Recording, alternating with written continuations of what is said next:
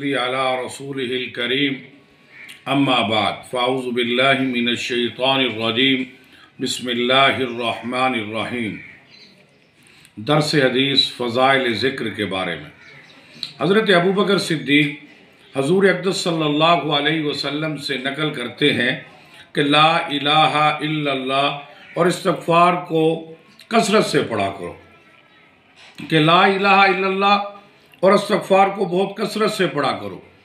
شیطان کہتا ہے کہ میں نے لوگوں کو گناہوں سے ہلاک کیا اور انہوں نے مجھے لا الہ الا اللہ اور استغفار سے ہلاک کر دیا۔ جب میں نے دیکھا کہ یہ تو کچھ بھی نہ ہوا تو میں نے ان کو ہوائے نفس یعنی بدعات سے ہلاک کیا اور وہ اپنے کو ہدایت پر سمجھتے رہے۔ تو حضرت ابوبکر صدیق حضور اقدس صلی اللہ علیہ وسلم سے نقل کرتے ہیں کہ ہمیں کثرت سے لا الہ الا اللہ، لا الہ الا اللہ، لا الہ الا اللہ، کم از کم لا الہ الا اللہ محمد الرسول اللہ، لا الہ الا اللہ محمد الرسول، روزانہ کم از کم 2 تسبیحات ہمیں لا الہ الا اللہ کی پڑھنی چاہیے، اور اس سے ایمان مضبوط ہوتا ہے، اس سے ایمان روشن ہوتا ہے، اور اس کے ساتھ استغفار کثرت سے کریں۔ استغفار کرنے سے اللہ رزق میں، مال میں، جان میں برکت عطا فرماتے ہیں۔ لا الہ الا اللہ اور استغفار سے ہلاک کرنے کا مطلب یہ ہے کہ شیطان کا منتہائی مقصد دل پر اپنا زہر چڑھانا ہے جناب والا، اور یہ زہر جب ہی چڑھتا ہے جب دل اللہ کے ذکر سے خالی ہو۔ شیطان کے اثرات اس وقت دل پر چڑھتے ہیں، زہر اس وقت چڑھتا ہے جب دل اللہ کے ذکر سے خالی ہو، ورنہ شیطان کو ذلت کے ساتھ اس دل سے واپس جانا پڑتا ہے، واپس ہونا پڑتا ہے، اور اللہ کا ذکر دلوں کی صفائی کا ذریعہ ہے۔ جو بندہ اللہ کا ذکر کرتا ہے، اللہ اللہ درود پاک کی تسبیحات پڑھتا ہے، استغفار کی تسبیحات پڑھتا ہے، اللہ دل کو مضبوط کر دیتے ہیں، شیطان کی ضرورت ہی نہیں ہوتی وساوس ڈالنے کی، خیالات ڈالنے کی، اور اس سے دلوں کی صفائی ہوتی ہے۔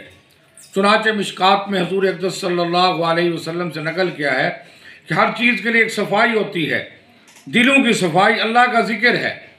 اسی طرح استغفار کے بارے میں کثرت سے حدیث میں یہ وارد ہوا ہے کہ دلوں کے میل اور زنگ کو دور کرنے والا ہے۔ ابو علی دقاق رحمۃ اللہ علیہ کہتے ہیں کہ جب بندہ اخلاص سے لا الہ کہتا ہے تو ایک دم دل صاف ہو جاتا ہے، ایک دم دل صاف۔ لا الہ، اس نام میں اتنی برکات ہے، جیسا کہ آئینہ پر بھیگا ہوا کپڑا پھیرا جائے تو آئینہ بالکل صاف ہو جاتا ہے، پھر وہ الا اللہ کہتا ہے تو صاف دل پر اس کا نور ظاہر ہوتا ہے۔ ایسی صورت میں ظاہر ہے کہ شیطان کی ساری کوششیں بیکار ہو گئی اور ساری محنت ریگاں ہو گئی۔ ہوائے نفس سے ہلاک کرنے کا مطلب یہ ہے کہ نہ حق کو حق سمجھنے لگے، اور جو دل میں آ جائے اسی کو دین اور مذہب بنا لے۔ قرآن شریف میں کئی جگہ اس کی مذمت وارد ہوئی ہے۔